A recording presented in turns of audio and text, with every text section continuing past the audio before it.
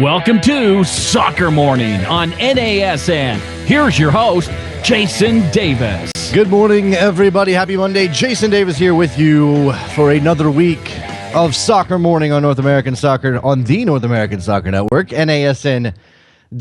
You can find us on Stitcher and TuneIn and YouTube and iHeartRadio, and I'm sure I'm missing like 7 different outlets. Podcast form on iTunes. We are there as well. Again, happy Monday. Hope your Monday morning has gone fairly well so far.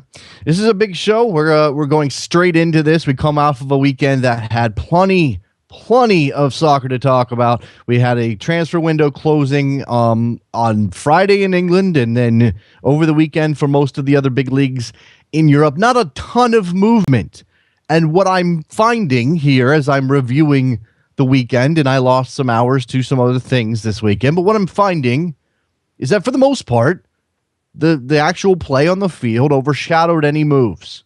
That most of those moves were of the underwhelming variety. You have Arsenal and their debacle with their injured signing. This is a couple of jokes flying around, obviously on Saturday. But then Arsenal goes out and wins a game, and Kim Kallstrom is no longer the story. Now, again, Arsenal and signing an injured player, first training session gets injured. Yeah, this is terrible news for Arsenal. Terrible news. They need cover. They need a little bit more help if they're going to make a serious run at the Premier League right now, because Man City is a juggernaut. Man City, Chelsea today. Nothing will clear out any lingering effects of a transfer window closing, like a big match between Chelsea and Manchester City. So that's something to look forward to today. Elsewhere, Spain right now, Atletico Madrid doing their thing, leading La Liga by 3 points. Barcelona falling to Valencia. Real Madrid and Ronaldo being sent off, and all of these things dominated discussion as soon as those windows closed, or while they were closing. For that matter. And to that point, today's program, we're going to cover a lot of things. David Amoyal will join us in a couple of minutes to talk Italy. You had Roma and Parma abandoned due to a waterlogged pitch. You had Juve taking care of business over the weekend. Plenty of things to talk about in Italy. Juve 3, Inter Milan 1. There's your score.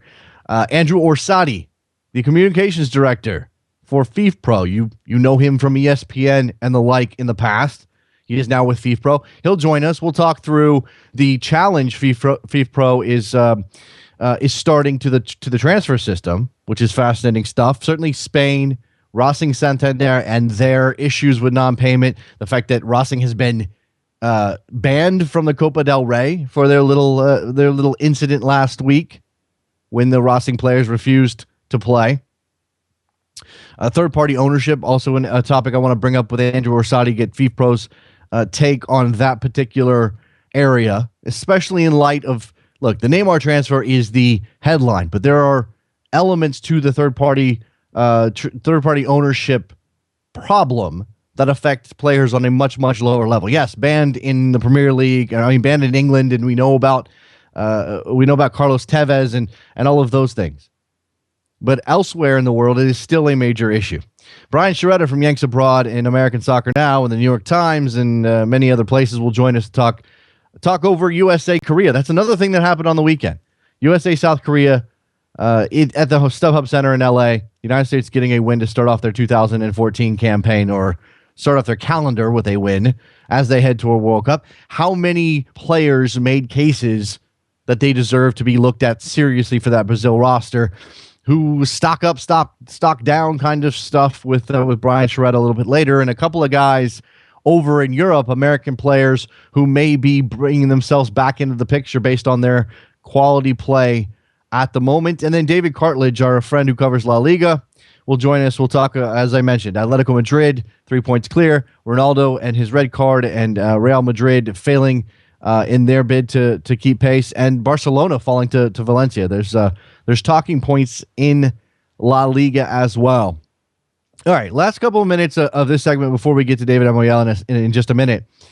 I don't want to make this about the Super Bowl. I don't want to. There are a lot of ways that a soccer show based in the United States could try to tie the Super Bowl into soccer, and I don't really want to force any of those narratives. But one thing that did bother me from this weekend, and in full disclosure, I am both an American football fan and a football fan, a soccer fan. I have been a lifelong fan of one of the losing team in yesterday's Super Bowl. That is my cross to bear today, and I'm dealing with it. It's fine. I've got soccer to distract me. It's part of the great thing about the world of sports is there's always something out there that you can focus on. If you're a sports person, you may be football only or soccer only, excuse me, and that's fine. I have no problem with that.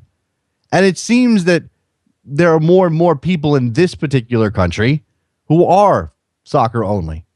And the one thing I'll say as I leave it here is I found the comparisons of the World Cup to the Super Bowl and how many people watch it. I find that, like, look, yes, more people watch the World Cup. That is clear. That's fine. Is that really something that soccer fans need to go around trumpeting? I mean, look, we know what the world's game is. We know what the look, as much as I care about American football, I believe soccer is the best game in the world. I believe that this version of football is the best sport in the world, but that doesn't mean I need to go lording it over anybody. If some whatever bad name wants to claim that the Super Bowl is something, you know what? Okay, fine. Correct them if you feel the need. But part of the reason we have divisions between American sports fans who are not yet turned on to soccer and soccer fans here is because they don't like it when soccer fans throw all that stuff in their face. Now, maybe that's on them, but it's also the reality of the situation. And I don't know.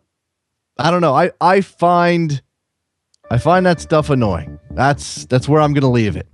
And yes, I'm a little bitter today because my team lost in the Super Bowl. When we come back, David Amoyal will join us. We'll talk Italy, Serie A, events happening over there in Europe. Don't go anywhere. Be right back.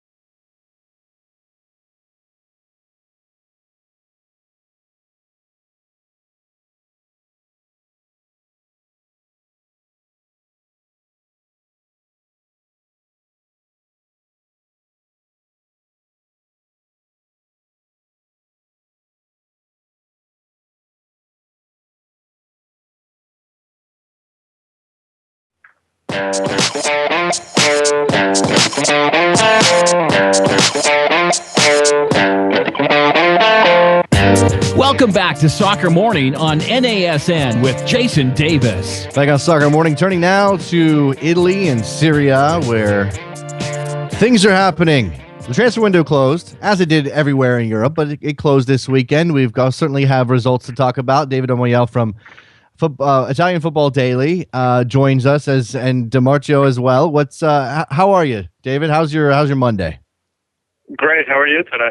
I'm all right. I'm okay. I'll get over my pain from another sport that we're not going to talk about. Let's focus on what's happening in Italy. The transfer window closed.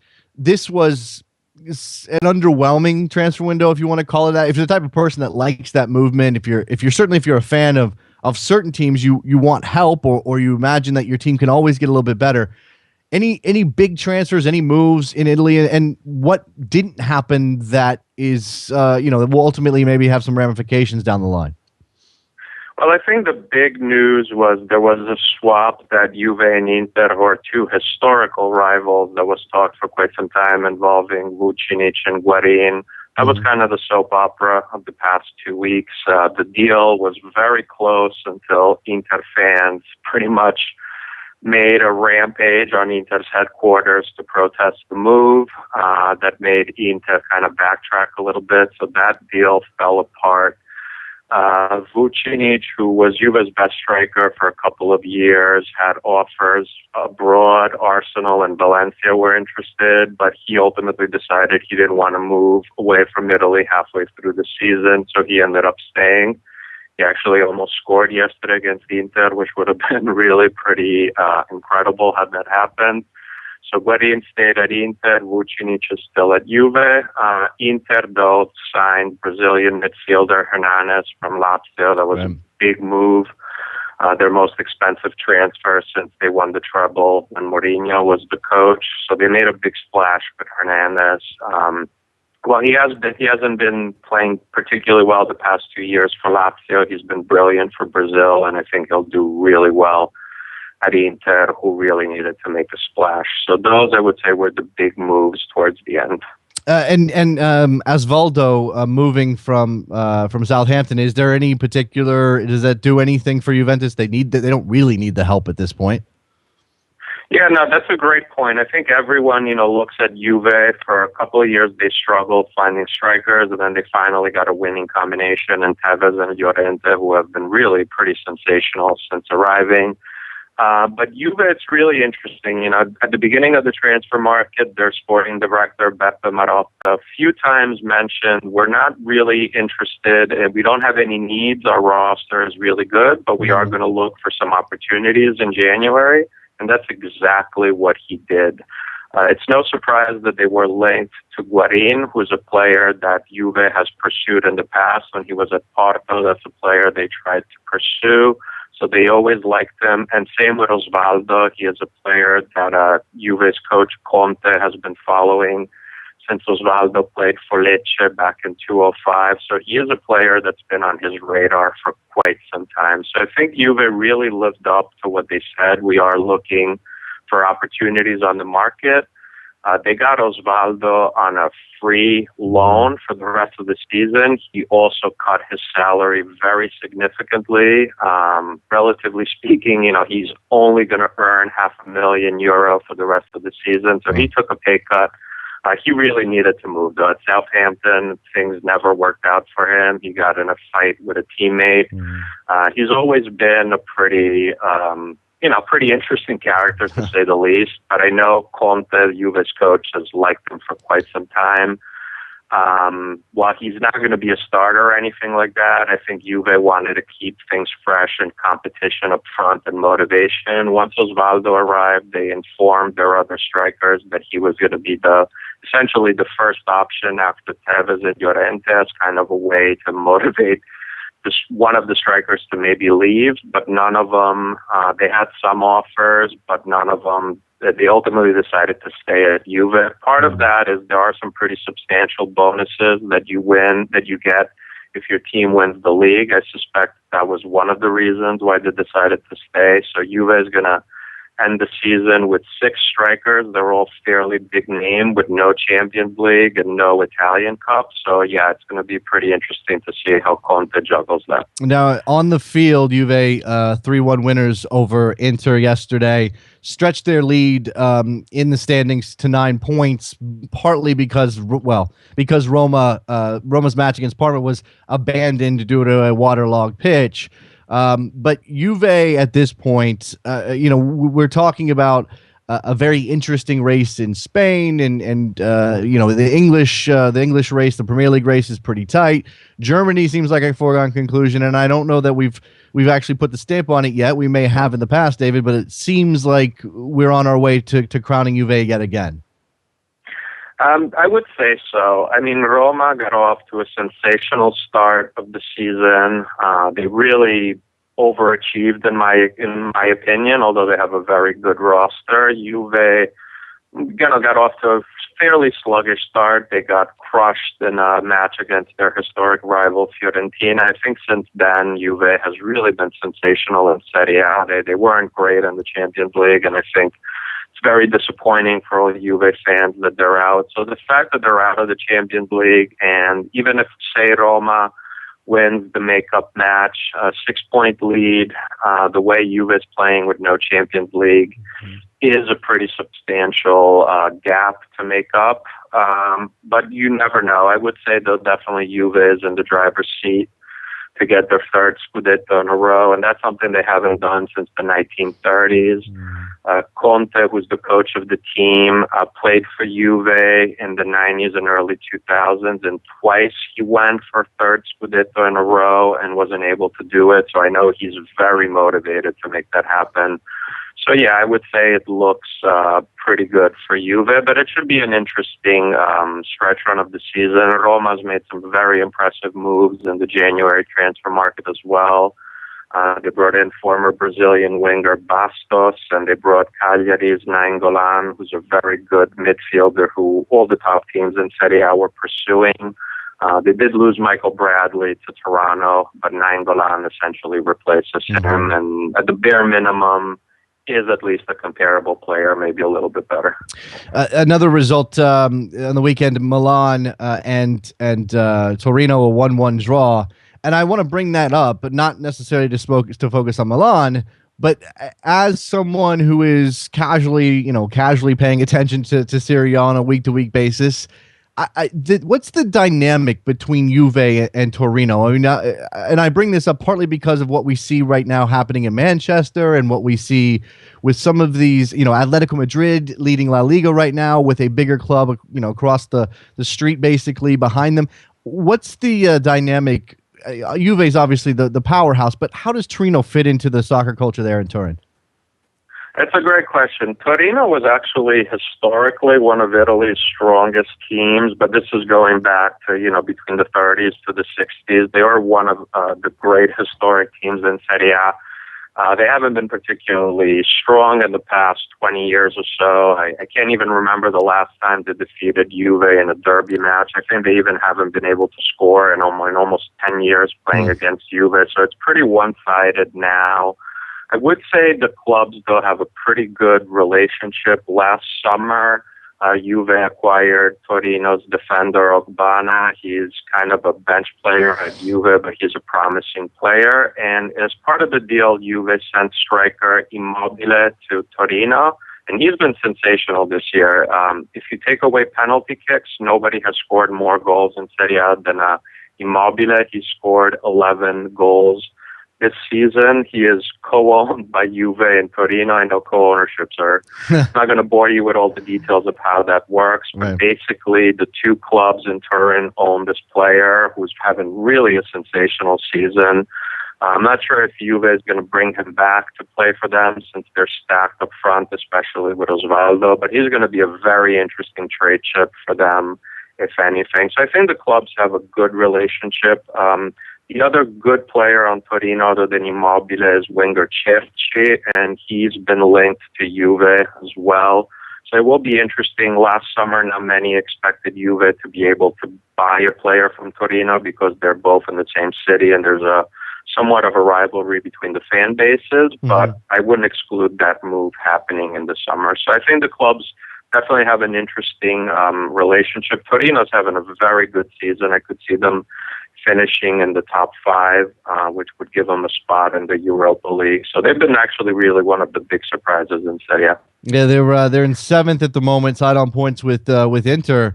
And again, it's one of those things when you think of football in Turin, you think of Juventus. I mean, that's obvious, and I wonder how a team that is obviously lesser supported and clearly less successful, how they manage that time. So there's a good. We're not talking about Lazio and Roma here.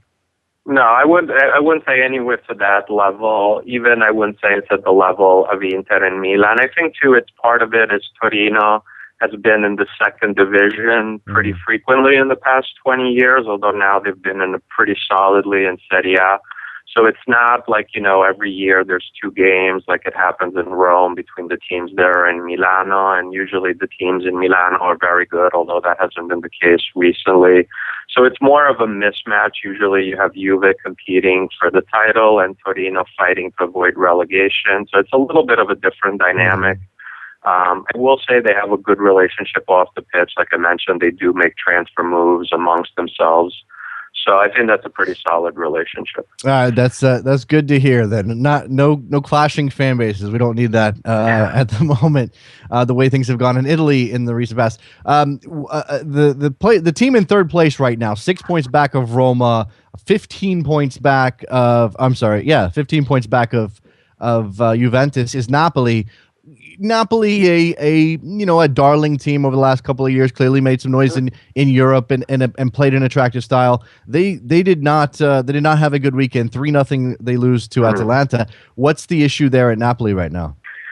Yeah, it's an interesting team. I mean, honestly, when you look at their front line, they honestly are probably one of the best teams in all of Europe. They have Higuain, who overall, he was a very expensive purchase, but I think he's lived up to his price tag. They have this Dutch player, Mertens, who's been really excellent from PSV, and they have Callejon, who also came from Real Madrid, and he's been really sensational. And then they have Hamsik, who has been a really good midfielder for Napoli for quite some time. So you look at their front line, it's really excellent. To me, that's probably the best front line in all of Italy when all things considered. But their defense, on the other hand, has been quite a mess. Benitez, switched to a 4-man defense when Napoli played with a 5-man defense under Mazzarri. And I'm not sure if the players that he has are really suited for this switch. In January, I think most expected Napoli to focus on the defense. Their big splash was acquiring Verona midfielder Jorginho, who really is a sensational player. Maybe the listeners might not be aware of him, but he is one really to watch. I think he was the best purchase in January in Serie A. And Napoli, did make some improvements to the back line. They brought in Enrique from Brazil. He used to play for Barcelona, and they brought Saint-Etienne left back Golem. I'm not sure if that was enough, though. Even yesterday, they had 2 defensive issues on the goal that Atalanta scored. So Napoli, on paper, to me, is clearly after Roma and Juve is the best team, but their back line is pretty suspect. It has come back to bite them quite a bit this season. I was expecting them, to be honest, to do more in January to bolster that. Well, speaking of Rafa Benitez, I mean, the man's reputation has sort of been all over the map. Clearly very successful at Liverpool. It ended poorly. Where does sort of Rafa Benitez fit in the hierarchy of coaching in Italy right now, not being Italian himself? Yeah, that's a great question. And Benitez, too, previously coached at Inter and Serie A, and this was right after Mourinho left. So in a way, you could say he really was in an impossible situation. Mourinho had taken Inter to the treble, to the highest. Mourinho couldn't have done a better job at Inter. So Benitez inherited that situation. It didn't go particularly well. He left Inter on bad terms. It seems that at every press conference that he does nowadays for Napoli, Inter is brought up by journalists, and he always goes back to how Inter didn't support him. So I think Benitez overall in Italy does have a good reputation. I think there's no way Napoli would have been able to sign Higuain without having a big name coach like Benitez on board. So I think most in Italy realized that Benitez brought a higher profile to Napoli. They signed some players from Real Madrid, Callejon and Albiol, thanks to Benitez. So I think in Italy most realized that he brought a higher profile to the team.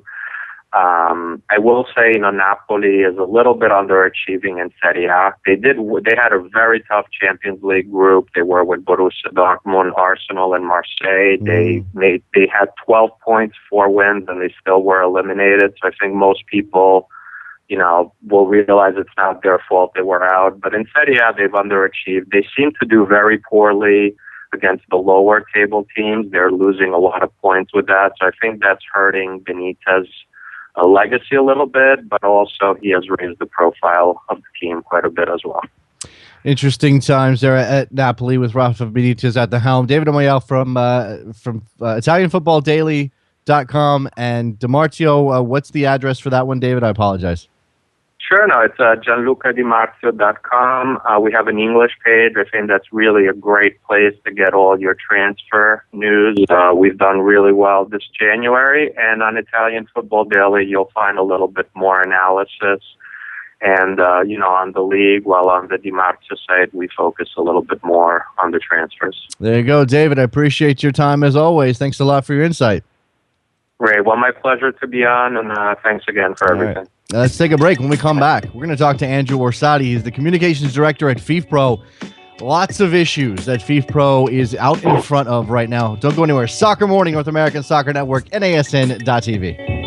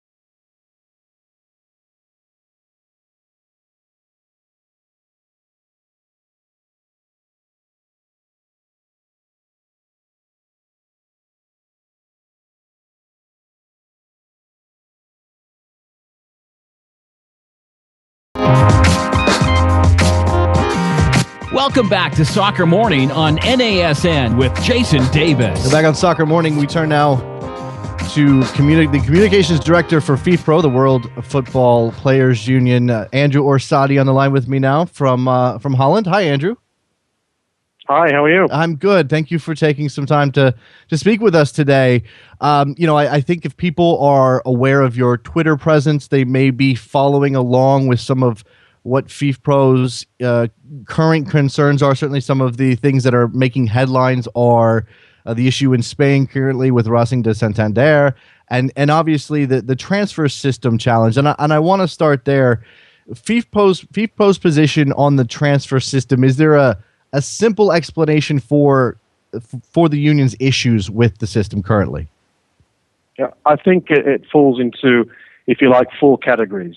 That the transfer system right now, it violates the rights of the players to move freely and to have their human rights respected. In other words, the transfer system is illegal based on freedom of movement, which we are preparing to challenge in the courts if the negotiation process does not lead to a suitable outcome. The second point is that it fails football in sporting terms. So most leagues, and I think many would agree, are increasingly distorted and uneven. Now, we believe that there are models out there which can help address that.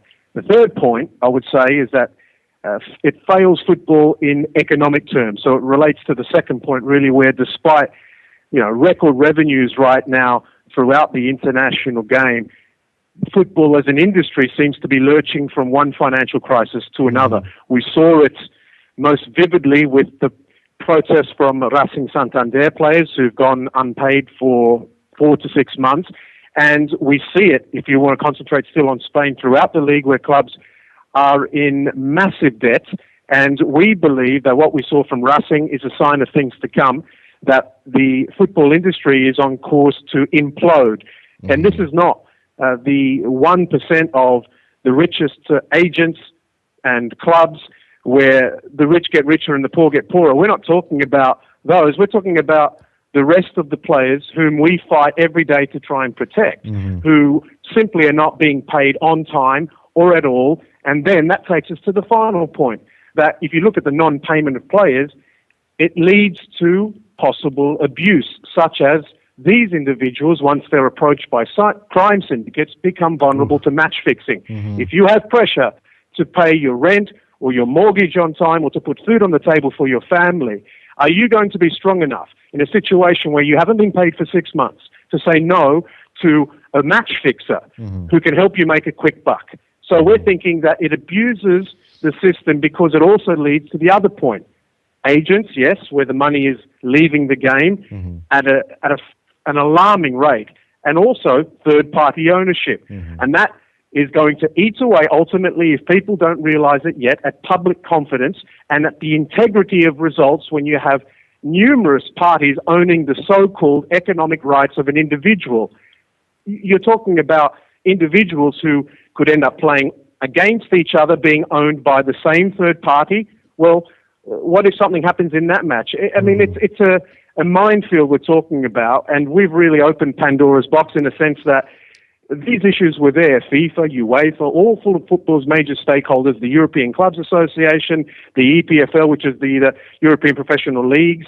They are all talking about these issues, but we believe that the system has been so slow in moving along and that enough time has passed since regulations were put in place back in 2001 when they were amended under the auspices of the European Commission, that we're at a point now where it hasn't moved quickly enough to protect the rights, the basic rights of the players, and fundamentally as well, the game, sportingly and economically. As an industry, we feel on both counts, FIFPro has an opportunity here to look at the game because we care about the players and football as an industry. We care about both. It's important for us to speak up and speak loudly. And in some ways, we look at Real Santander, and they are showing us what can occur if we do not address the system. Now, Andrew, you mentioned the 1%, and those are the clubs and those are the moves that get the most headlines, and you're not necessarily speaking about those. And how much of FIFPro's mandate is not only challenging the system legally on behalf of the players you represent, but also educating a public who may be blinded by only the big moves and not know what the plight is of all of those other thousands and thousands of players that you represent? Well, this is a difficult question in that for the wider public, we're talking about how do you shatter the myth that every professional footballer is Cristiano Ronaldo, for argument's sake, wealthy and famous and all of the trimmings that come with it. This is not football that FIFPro deals with every day, and we have 55 global member unions, a total of nearly 65,000 professional players. We are dealing in parts of the world, in Eastern Europe, in Asia, in Oceania, in Africa, in the Americas, where we are finding the most deplorable situations every day. Mm-hmm. I mean, we only have to look at the cases which go to FIFA's dispute resolution chamber. They are in no position to deal with the amount of claims that are coming their way. It is absolutely preposterous when you look at what is going on right now in the system. And so, I mean, what are we meant to say about this situation? Mm-hmm. Do we turn away blindly and think that we wake up every day and watch a marquee match in the Premier League or La Liga or Serie A or the Bundesliga? That is not the real world. That is only a fraction of what exists. And that the system has now become so lopsided where it only benefits the very rich and powerful that it will even get worse unless we step in as all stakeholders agreeing that there are different, better models to move forward. And I think, talking to you, it's appropriate because in the United States we can learn a lot from the sporting models there in terms of fairer economic redistribution and these kind of aspects where there's not a one size which fits all. Okay, we're not talking about the NFL where you have the control of a certain number of teams and it's very controlled in that sense. We're talking about a global market, so we're under no illusion as to the complexity of the issue. But at the same time, there are fundamental principles in place which do not work and have been allowed to flourish and persist because they have not been challenged. Now, that we can either discuss them at the negotiation table or we go to the court. They're the two options. And at the moment, the stakeholders are very nervous out there. Things are moving along, but we are not backing away from arguing this, and we're going to battle this issue under European law, much like in 1995 with the Jean-Marc Bosman ruling. It is in Europe where we believe that the system has the most impact, that it spreads to the rest of the world by and large, because FIFA has a very difficult situation in Europe where the most powerful members are there, and if something changes in European law, it eventually makes its way to FIFA. So this is the strategy that we have. We are looking at it from a European context, but not because of Europe, but because of how it impacts globally. We have a global vision, and this won't change overnight, but it will change if FIFPro has anything to do about it. It's clear that the rest of the football world takes their cues from Europe, and obviously that's where the bulk of the money is being moved around when it comes to player movement. And I think, Andrew, you've done a very fine job of explaining how the system feeds into so many other issues that are affecting the game right now, the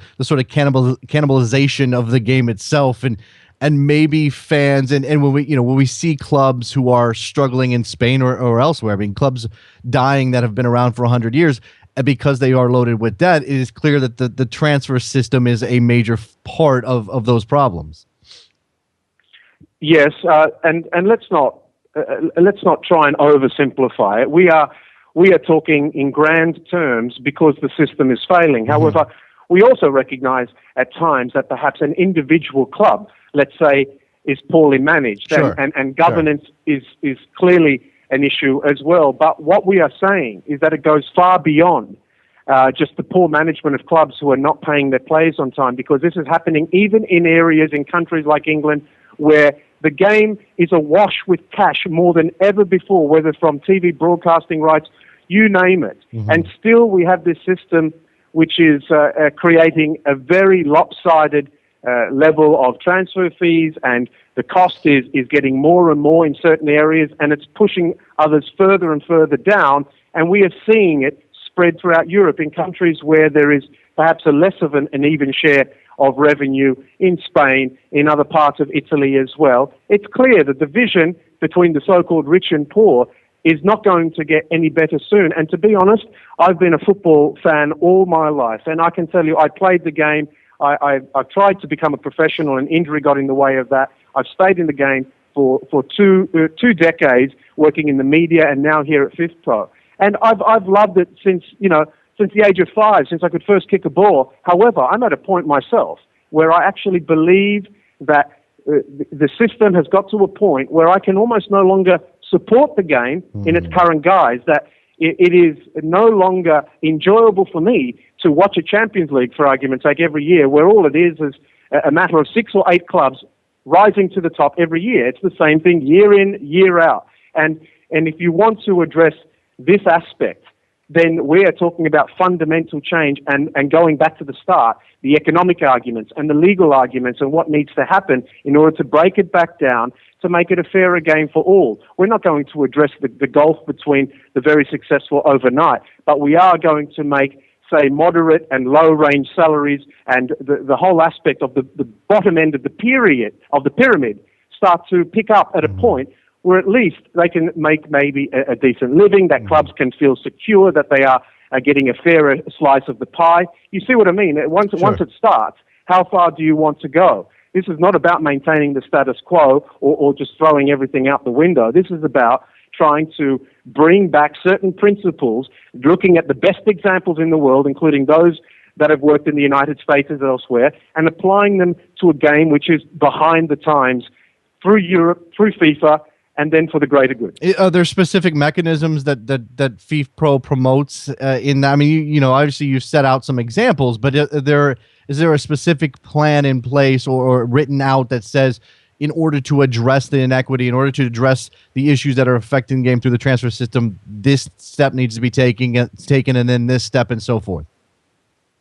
Yes, but there is, you need to also respect the fact that this is a very carefully devised strategy that we've put together, which is rolling out over time. And so, therefore, there are aspects of the arguments which have been formed and the research which has been prepared, which is to be brought out when the time is right. But it certainly goes to the heart of the economic state of football, because we are very clear on the aspect of freedom of movement and human rights, and that the transfer system fails on that point, on those 2 points. So we can easily break that down based on the rights of the players, their fundamental right to move freely. But beyond that, the economic side, that is something which will be employed in good time. It's, however, I'm not at the liberty to discuss right now the aspects that are going to go into that. Suffice to say, we are looking at all potential avenues here, and it is clear, looking at the response from football stakeholders around the world, that they desperately want to listen to FIFPro on this, because they cannot afford to keep moving in this way. And if you are staying across every issue that even some of the big stakeholders are talking about, from FIFA and UEFA, we are on many points on the same page, but we are now looking to force it through. That's basically what's happened here. It's come to a head, and FIFPro is not willing to wait any longer. Now, Andrew, let me, if I can, I'd like to bring things to a local perspective here in the States. We have obviously a very strange model in our top division. MLS runs a single entity, which in itself is a very complicated setup. And by virtue of owning all of the contracts centrally, are allowed to do certain things that would otherwise be declared a trust here in the U.S. One of the things that they have in place is a unilateral team option on player contracts. This has recently been a controversial point. We had a player who challenged it, so to speak, and left for another country, showed up in another team's jersey, eventually pushed through a transfer by means of sort of challenging that. Does FIFPro have a specific stance on that issue that MLS uses to just sort of depress player salaries and certainly control player movement? Now, we're looking right across the board at different sports, even in cricket, for example, and we're looking at other leagues. Don't forget, also in areas in Asia, in Japan and Australia, where they've adopted similar models where they have salary caps and so on in place. We're looking at Major League Soccer. We're looking at the NFL. We're looking at Major League Baseball. We're looking at the NBA.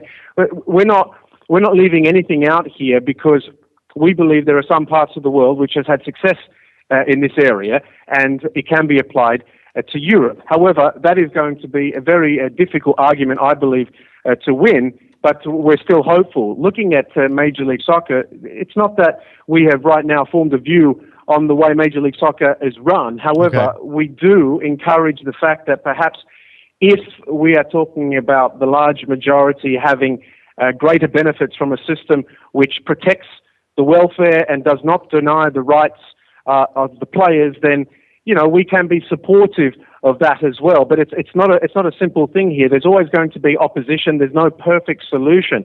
But if the vast majority are benefiting from a league which is spreading the wealth, so to say, and transparency is going to be key here. Yes. How much of it is being declared? How much do you know? Are they accountable for their actions? So it needs to be wide-ranging. It just can't be a simple matter of saying we're going to implement this system, we think it works, and then some people will suffer. But are we talking about the reverse of what we have in the transfer system? Are we talking about that 95% could be supportive or not?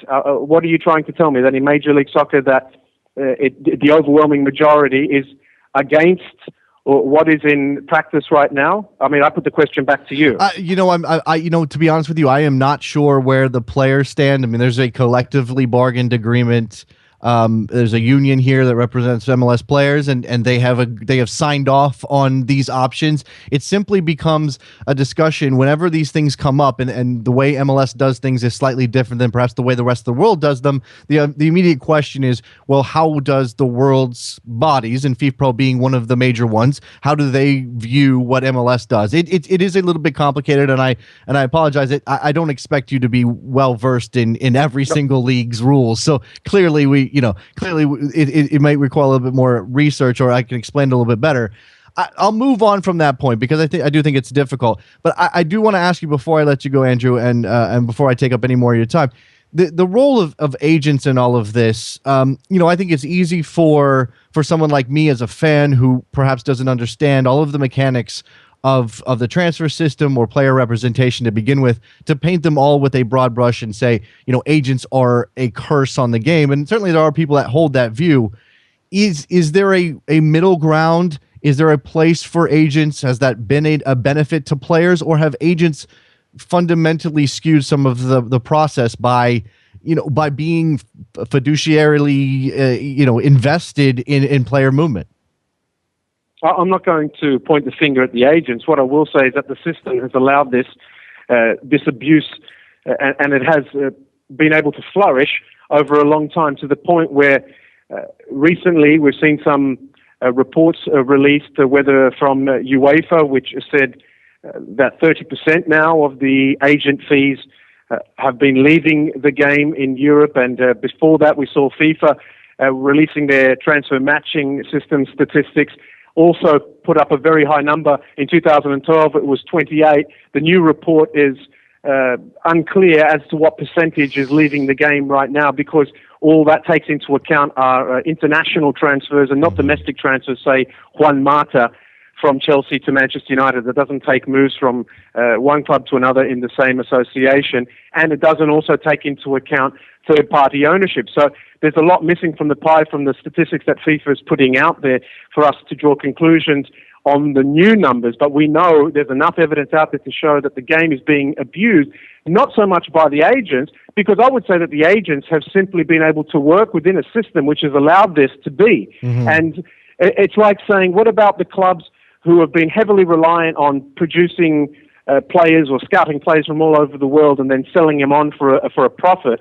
That there are well-run clubs who are making good money off of transfer fees. Well, that doesn't make the system any better. That just makes the club, get a pat on the back for the fact that they've been able to do something within a floor system well. And the agents have also been able to get wind of the fact that there's a lot of money to be made.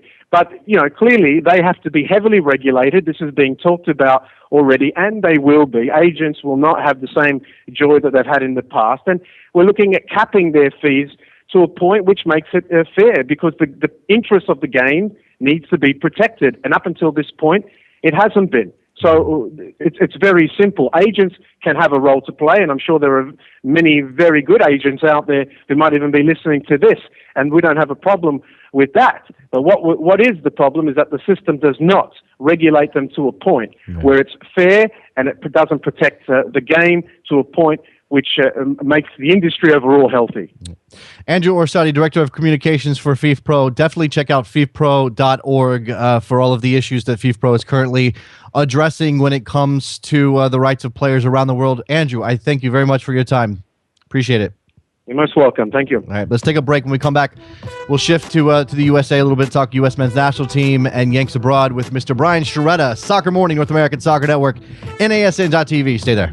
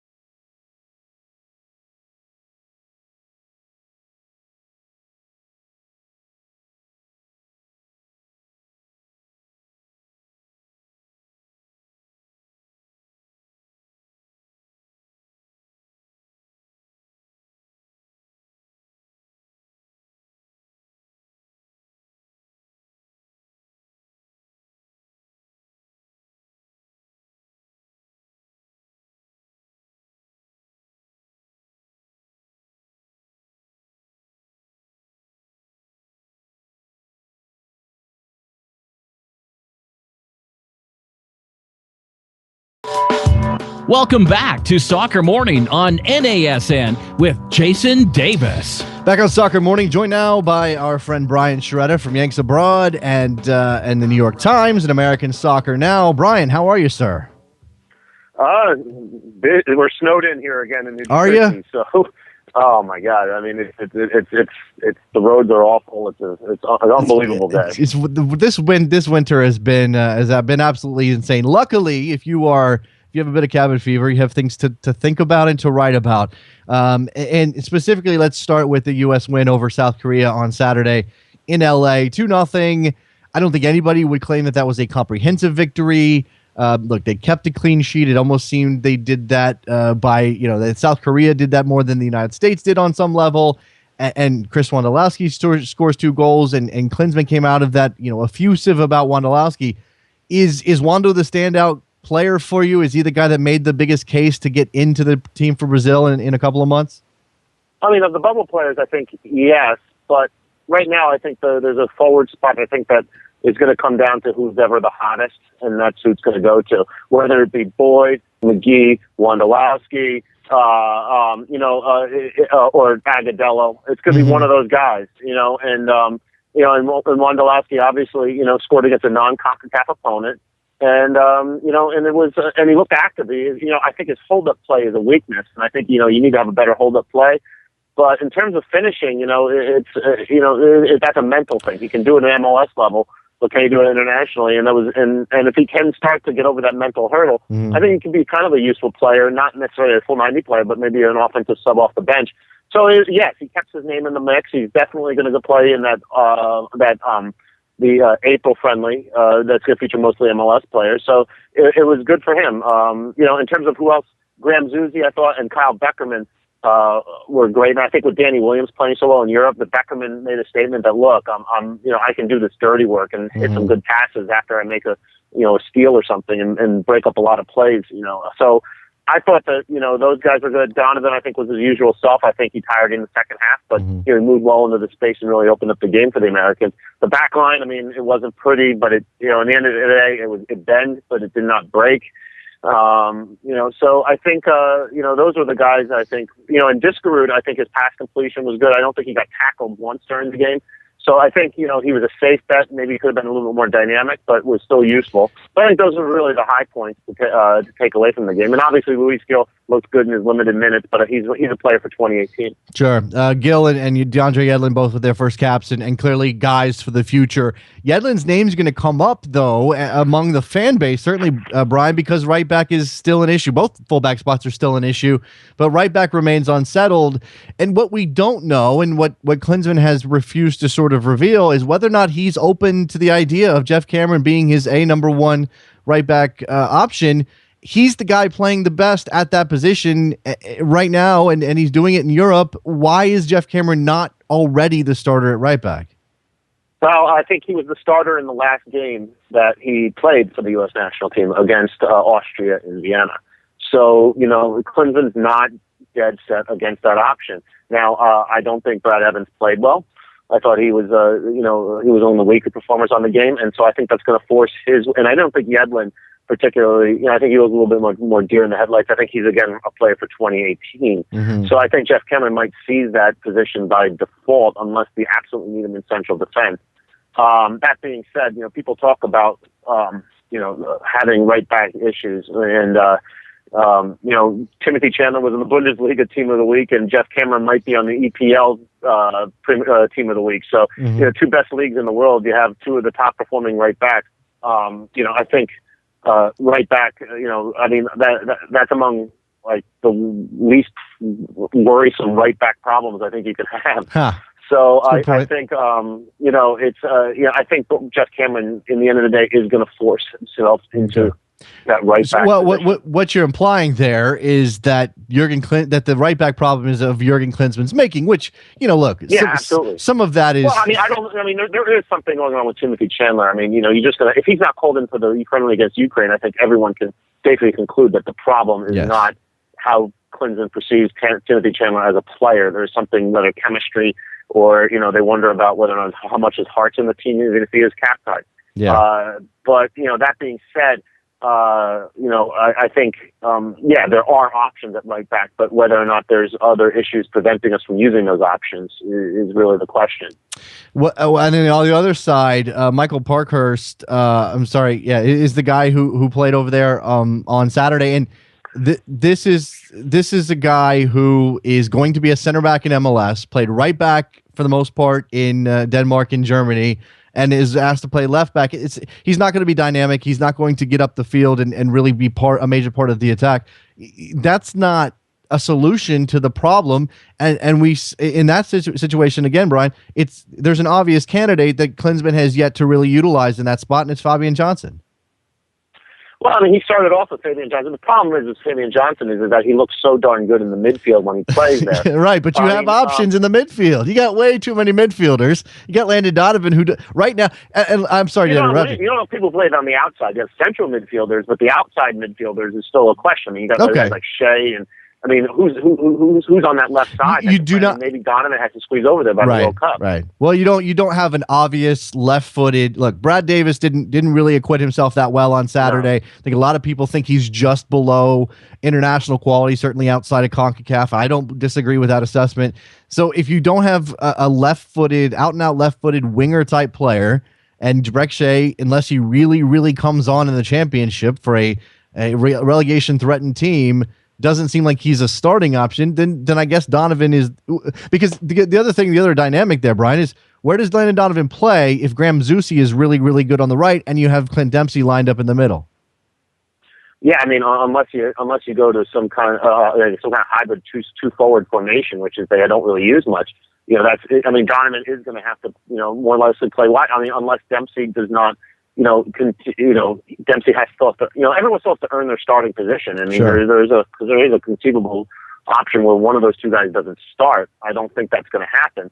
But I mean, there is the option right now of what to do. I mean, because look, I've always said this, but Michael Bradley, Josie Altidore, Clint Dempsey, and Landon Donovan are the four key players of this team, especially in the offense. Those four players have yet to start a single game under Jurgen Klinsmann.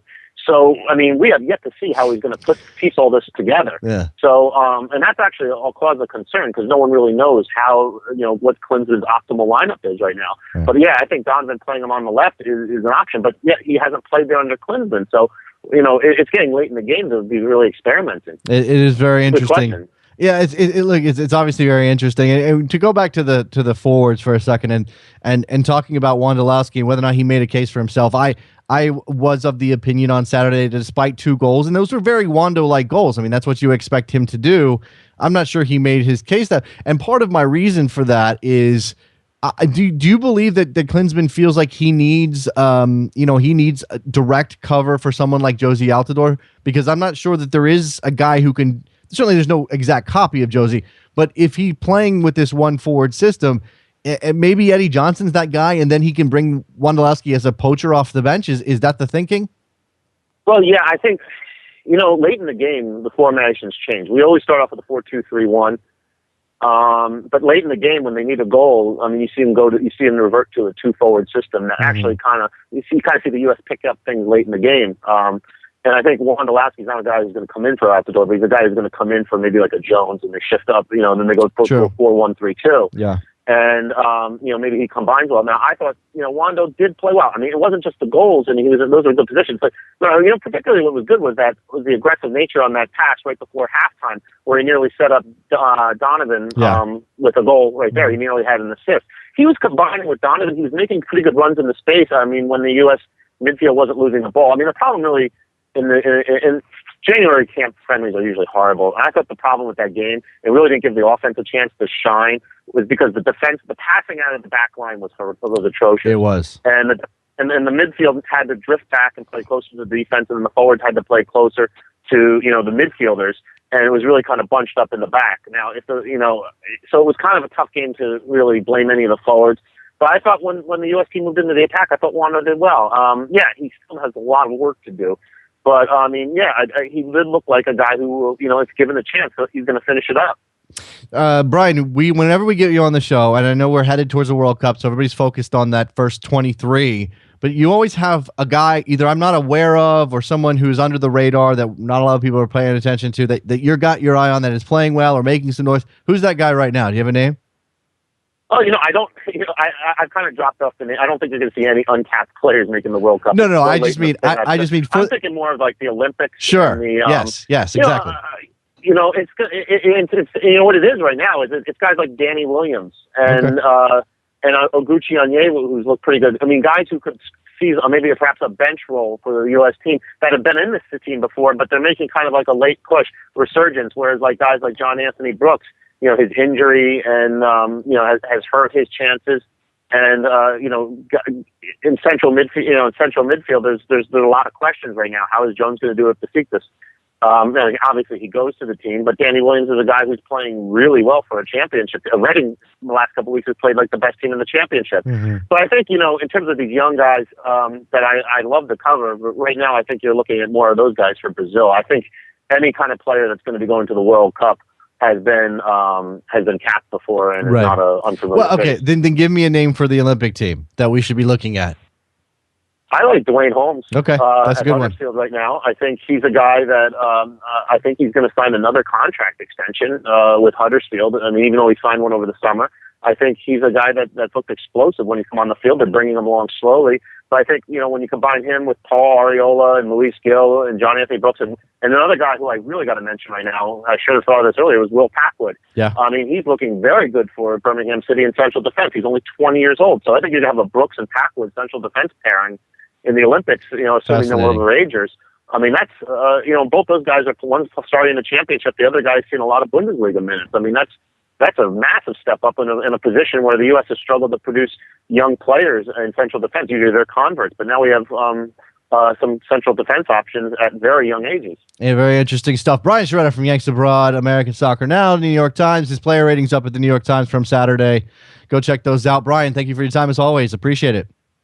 Thanks, Jason. Good to be back as always. Let's take a break. When we come back, we're going to shift to Spain and talk to David Cartlidge about this weekend's results. Maybe some transfer talk there, certainly in the Rossing story. It's Soccer Morning, North American Soccer Network, NASN.TV. Don't go anywhere. Be right back.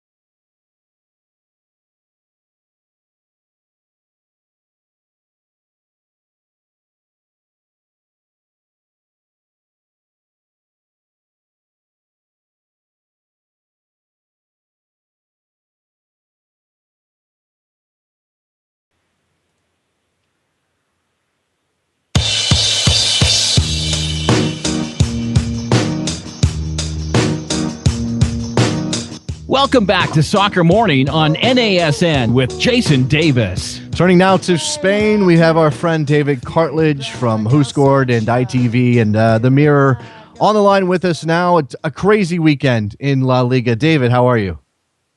I'm well, thank you. And yes, a significant weekend in La Liga. We've got Atletico Madrid, top of the table, for the first time by themselves since when exactly? Wow, it's a long time, put it that way, since Atleti were top of the league and looking very much in control. It's been a strange weekend, but a significant weekend, that's for sure. Now, Atletico Madrid obviously benefiting from Barcelona losing to Valencia. That particular game, and I didn't get to see it, losing at home, I think for the first time since April of 2012 for Barcelona. And not only that, giving up 3 goals. I mean, what does that say about this Barcelona team right now at this point in time? And I don't even want to bother trying to connect it to the whole Neymar thing. I don't really think that has anything to do with this. Oh, certainly not. No, the Neymar issue has obviously been huge news, but this was focused on the whole team on Saturday evening. It was incredible. It really was. It was incredible. I think a lot of Valencia fans, and certainly the ones I knew, a lot of them turned it off. They thought this is another Valencia performance. They thought it was another Valencia performance at Camp Nou, but it turned out to be something really, really special that nobody expected. And especially with the transfer window closed, and Valencia had a pretty incredible last 24 hours. There was outgoings, there was incomings, and then some people didn't come in, and then some people didn't go, and it was just surreal. It was surreal. I think that was the only word for that game. When you talk about Valencia and the player movement as the window closed in Spain, in general terms, what kind of transfer window? How would you categorize the transfer window? This particular January window in Spain, more movement than you expected, less movement, just about right. Yeah, I think it was just about right, and it was very much expected in what happened, and that it's become the norm now in Spain. Obviously, this large sums of money can't change hands. There's no way that's going to happen, as we touched on last week about the situation with the finances. So now we see clubs really, really going out in the loan and free market, but particularly the loan market, and certain teams did fantastically well. I think Valencia had a strange window. I mean, you see people like Banega and Canales go and creative players, and then you get somebody like Vargas in, and then there was a joker in the pack in Senderos coming in at centre back, and it was bizarre what happened to Valencia last 24 hours. And then they got that win, and it was without. I mean, it's a weekend team as well. It's probably the worst Valencia team that's maybe gotten to the Camp Nou in quite a long time, and then it's this team that picks up the win. It was just so unexpected, but. You can't say it wasn't deserved. They wanted it more. Mm-hmm. I mean, you could see with when Pablo Piatti scored that header. I mean, this guy's he's an imp. He's tiny. It was him who rose highest. And why was that? Not because he was the tallest, but because he wanted it more. He wanted the 50-50s more. Somebody like Dani Parejo, he dominated Barcelona's midfield. This is Dani Parejo. No disrespect to him, but it's Dani Parejo, and the Camp Nou, he was the best midfielder, I'm sure. You don't expect that on any other night. At this point, and just to bring it back to the other team, everybody will obviously be talking about Real Madrid with a 1-1 draw with Athletic Bilbao, and Ronaldo sent off. I think most of the response I saw was that it was an incredibly harsh red card for Ronaldo. Is that the view? Is that your view? And certainly, I imagine that's the view in Spain at the moment. Yeah, certainly. I think it was incredibly harsh, and then there was a lot of discontent at the way Ander Herrera put himself about that game as well for Athletic Bilbao. He committed a lot. There was a lot of persistent fouling there from him, and I think a lot of Real Madrid fans, and even neutrals, thought maybe he should have gone off. Maybe in another game he would have gone off. This was a special sort of instance in that he managed to stay on the field, and for Athletic, much to Athletic's. For them to get that result, it was a lot due to Ander Herrera staying on the field because he was sensational. He played at the level that's why a team like Manchester United desperately wanted him. He was fantastic. Like we say about Dani Parejo's performance at the Camp Nou, I think Parejo and Ander Herrera pretty much put in the two individual performances of the weekend, and it was against Barcelona and Madrid for their respective clubs. That particular result with Bilbao, they actually were down a goal and scored an equalizer in the last 20 minutes or so to get themselves a point. For Real Madrid, goal scorer, and I'm gonna butcher it. Is it Jesse? I'm not even gonna say it correctly. All right, his debut. What kind of player are we looking at there, and is this a sign of things to come for him? Yes, certainly. I think he's a very special player. I think players come and go through Real Madrid's youth academy, and there's always a big debate surrounding Real Madrid in terms of who comes up through their cantera. Because in recent years, and Madrid fans will agree, it's been used mainly as a source of finance. The players have been sold on, it's been put towards buying bigger names. People like Joselu who have all gone. Amoyal left, and then he's come back, and there's other names as well who have come and gone. And I think he's for me, he's one who's going to make it. I think he's a potential superstar there. There's a potential Madrid icon there. I mean, he's not a Madrid boy, but he clearly wants to play for this team. Who he's spoken out a lot about he wants minutes, and he said last season, I want minutes. Look, I'm good enough to play, and you can't argue with him. He's a very special kid. He's come in. He's outshining Gareth Bale at the moment, who, and he was their marquee signing. But this kid from the Cantera, the youth academy, is outshining him, and he's got a lot of desire. He's ambitious. Sometimes people say he's arrogant, but I just think he's an ambitious kid who wants to play, and he deserves to play. And I'd love to see him start more games. He deserves to start. How does Ancelotti do with how does he do with integrating that young talent, and how can he afford to? I mean, perhaps this kid is special, and perhaps he does have a place in this team. But is this the time of the year where Ancelotti can afford to do this? They're chasing again. They're not only chasing the title in terms of Barcelona as they do year to year. They're now chasing Atleti as well. Yeah, precisely. And you're right. It's a difficult position for Ancelotti. Because Ancelotti's got a job to restore this title back to Real Madrid after losing in that manner in Barcelona, regaining their foothold in Spanish football. And it is difficult for him to bring young talent through, and especially when he's got this culmination of all these stars who have come in, and then there's even people like Isco and Mendy who are young but who cost big fees when they've come into the club. So it is difficult, and I think he's got to look at our on form, I think. And at the moment, Jesse, he deserves to start, and I'd start him again next week. And if he doesn't perform, then okay, fine, I understand that. But I think on merit, he deserves to be in that squad, and I think it's got to be. I think the system is there at Real Madrid. I think they finally clicked. I think we touched again before on the show that something's finally clicked in Madrid. I think they've got something there that will carry them forward for the rest of the season in Champions League and the league. And I think Jesse can play a serious part in that. And I think he's happy to come off the bench, but he just wants to a degree. But I think he wants to play a big part in it. I think he could be a secret weapon of sorts for Real Madrid over the course of the season. He can win games. I think he can get important goals and win games on his own. Atleti went top by virtue of a 4-0 win over Sociedad. Do we want to take a couple of minutes and just heap more praise on Diego Simeone? Because, I mean, clearly the man deserves it at this point. Oh, you can't stop praising Diego Simeone. And I think he got his reward this week, and we were talking about the transfer window in getting his man Diego Ribas, the Brazilian creative midfielder. He finally got it. He's courted him for so long. After his last spell with the club, he was fantastic, and then money got in the way, as usual is the case with the Spanish clubs. And he's finally got him, and he came on and he scored, and it was just everything's falling into place for Atleti at the moment. Everything's just going right, and that game just showed. I mean, it was meant to be a tough opponent in Real Sociedad, but Atleti just breezed by like they weren't there, and it was an unreal atmosphere as well, and especially with the absolutely tragic passing of Luis Aragonés, who was such a big character in Atletico Madrid's history. It was an emotional night at the Calderon, really, really emotional. Yeah, that was a big win for them. Clearly, Aragonés' passing, fed the emotion of the night for Atletico Madrid.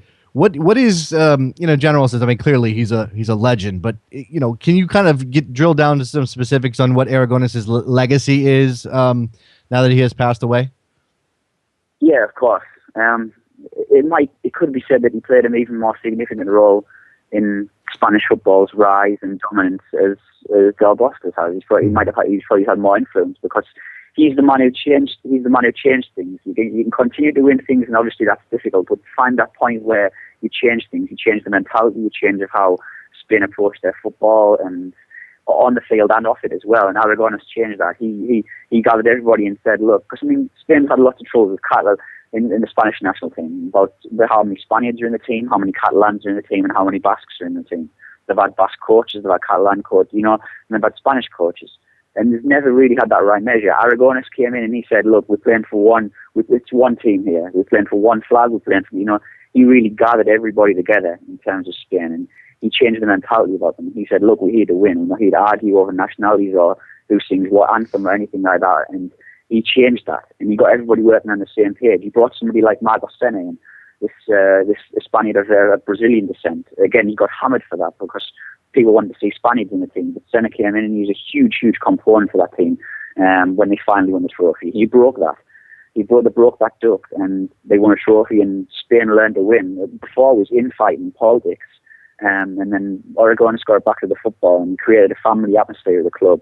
Sorry, I say a club actually is getting mixed up because it was like a club mentality that he created. And Del Bosque took that on.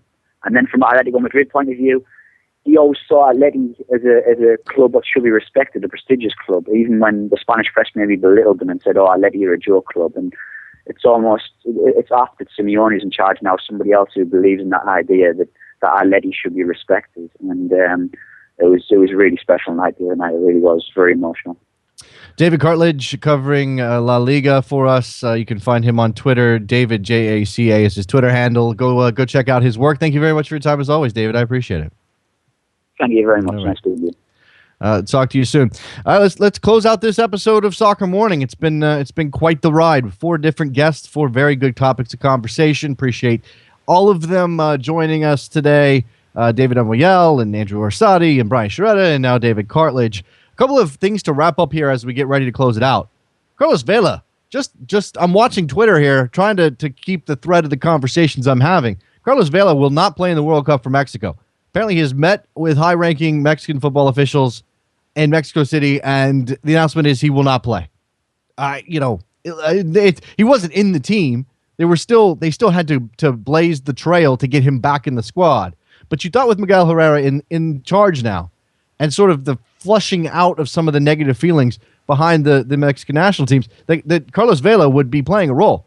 And damn if Mexico cannot use Carlos. I mean, almost every team can use a Carlos Vela. What is happening there? There's got to be, and I know we've actually got. Many of you may not have been around listening to this show or may have missed it. Our friend Eric Gomez has sort of laid out some of the background, perhaps on the whole Carlos Vela situation. Whether or not that is, and it's a very sordid story, whether or not that is the main driver of him remaining out of this team, I don't know. I mean, you would think that eventually everybody kind of moves on. Time heals wounds, and you can kind of say, look, I want to represent my national team at the World Cup. And yet, here we go. Carlos Vela not going to be in the World Cup for Mexico. That's a big blow for them. Also, a bit of news coming out of Miami this weekend. It turns out there's going to be some sort of announcement on Wednesday. There's a planned press conference with Don Garber and David Beckham and the mayor of Miami. And I'm also reading that there have been invitations passed out that say that there's going to be some sort of Tuesday announcement or Tuesday get-together gathering. I don't know. This is from CBS Miami down there in South Florida. Major League Soccer in Miami, one step closer to becoming reality. Beckham is back in South Florida for what's sure to be a star-studded affair amid plans to bring pro soccer to Miami. Beckham, his investment group, and MLS Commissioner Don Garber will be in Miami on Tuesday and Wednesday to drum up support among local leaders and youth soccer clubs. So what we're talking about, it seems that this is stumping. This is a campaign trail type of situation.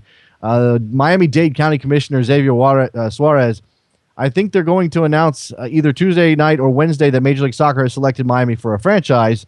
They're going to have to woo us a little bit more than just an invite. So look, there are still things to be settled in Miami for David Beckham. He still has to find a stadium plan, and I will be interested to see what the reaction to any potential announcement or any hint that there is definitely going to be a team in Miami will be if there's not a stadium plan announced in concert with this, because Don Garber has been consistent except for when it comes to New York City FC, and we know he's getting called out for some hypocrisy there, that there needs to be a stadium plan in place before Major League Soccer will consider placing a franchise in any city, and Miami included. And you would think that there needs to be a solid and an unquestioned plan in place, some solid groundwork laid. The idea that there is going to be a stadium, that they're going to get it built, and that people will show up, because Miami is the one of the tougher nuts to crack when it comes to sports in this country, and we know that that MLS has already failed there for whatever reasons. We need to see actual promises that, well, it's not even promises at this point. I'm not sure there's anything that can be said Tuesday or Wednesday short of, here's our stadium plan, we have the money, and we're getting the land this way. That will satisfy MLS fans if there's any announcement that the team is coming. And I'm not. And the other thing to be to look out for is whether or not Beckham's going to get his cut rate on this franchise fee. Wow, because according to the agreement he had in place on his MLS contract when he retired, you had the option to buy a team at a $25 million buy-in fee, which is significantly less, 1/3 of what is likely to be paid by Orlando and Atlanta if Atlanta is coming in. So we'll have to see exactly where that falls. Miami again. We're gonna go to Miami again. Look, soccer writers will love to make that trip. Players will love to make that trip. Are the fans going to show up? And I'm willing to reserve judgment on Miami. Plenty of people say it can work. Plenty of fans down there making noise. By plenty, I mean some. I don't know how many. Is it 20,000 worth? I don't know. Better figure out where you're going to put that stadium. Better work out a good transportation system. Better make it worth the while of people in Miami who can do many other things that may be more fun than going to a soccer game, especially if that team's not successful. David Beckham brings star power. LeBron James having his name attached brings star power. You got to put some star power on the field. And Miami might be the easiest sell in MLS when it comes to the city. But that doesn't necessarily mean that they're going to get the type of players who are going to make them competitive in MLS. And as we've seen, you can't just bring in a couple DPs and win a title. Doesn't work that way. All right. Again, thank you to our guest today, David Amoyal, Andrew Orsatti, Brian Sciaretta, and David Cartlidge for their time and their expertise. It's been a good one. It's been a good way to start the week. Makes me feel a little bit better about what happened yesterday. Please go to iTunes, leave us a rating and a review. That helps us out a lot. You can check out the show live if you listen via podcast and you ever want to listen live. We're on youtube.com/NASNTV, NASN.TV/live, Stitcher, TuneIn, iHeartRadio. Those are the places you can find the program. There's an Android app, NASN Android app as well. Go check that out. All right, that's gonna do it. We're wrapping this one up. I need to take a breather. Woo! All right, guys. We'll see you tomorrow on Tuesday. Thanks for listening. Bye.